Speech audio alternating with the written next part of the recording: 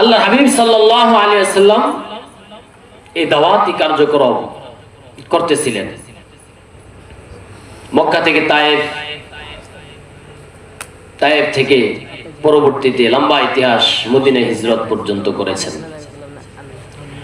তো আল্লাহর হাবিব সাল্লাল্লাহু আলাইহি ওয়াসাল্লামকে আল্লাহ তাআলা সর্বপ্রথম যে দায়িত্ব দিলেন সেটা হলো দাওয়াতু ইলাল্লাহ, দ্বীনের পথে মানুষকে দাওয়াত দেওয়া, দ্বীন ভোলা মানুষগুলোকে দ্বীনের পথে আনা। একটা মানুষ দাওয়াতের মাধ্যমে যখন একজন অমুসলিম ইসলামে দীক্ষিত হলো, মুসলমান হলো, তখন দ্বিতীয় পর্যায়ে একজন মুসলমান তার দৈনন্দিন জীবন কিভাবে পরিচালনা করবে, তার ব্যক্তি জীবন, পারিবারিক জীবন, সামাজিক জীবন, রাষ্ট্রীয় জীবন, আন্তর্জাতিক জীবন কিভাবে পরিচালনা করবে, এজন্য দ্বিতীয় পর্যায়ে প্রত্যেকটা মানুষের জন্য প্রয়োজন হলো শিক্ষা দীক্ষা, কোরআন ও হাদিসের জ্ঞান বিজ্ঞান। এজন্য আল্লাহর হাবিব সাল্লাল্লাহু আলাইহি ওয়াসাল্লামকে আল্লাহ তাআলা দ্বিতীয় পর্যায়ে এই দায়িত্ব দিলেন, তালিম তাজকিয়ার দায়িত্ব। যে মানুষটা ইসলাম ধর্ম গ্রহণ করবে, ইসলাম ধর্ম গ্রহণ করে ইসলামে দীক্ষিত হবে, সে তার ব্যক্তি জীবন, পারিবারিক জীবন, সামাজিক জীবন, রাষ্ট্রীয় জীবন, আন্তর্জাতিক জীবন কিভাবে পরিচালনা করবে, এই পরিচালনা করার জন্য তুমি তাদেরকে দ্বীনি বিষয়ের যত জ্ঞান বিজ্ঞান রয়েছে, কোরআন ও হাদিসের যত জ্ঞান বিজ্ঞান রয়েছে এগুলো শিক্ষা দিবে।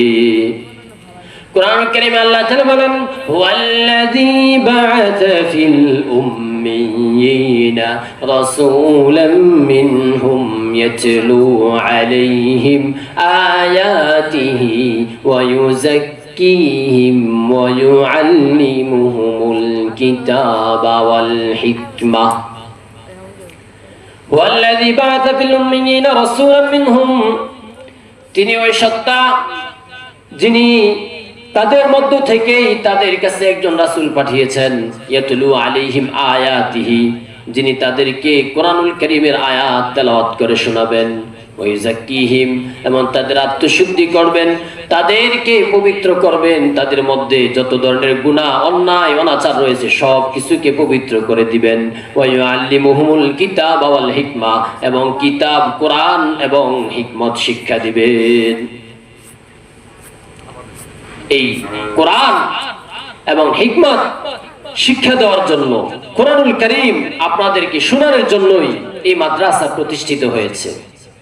এই হাফিজি নগর কোরআন ও হাদিসের সঠিক জ্ঞান আপনারা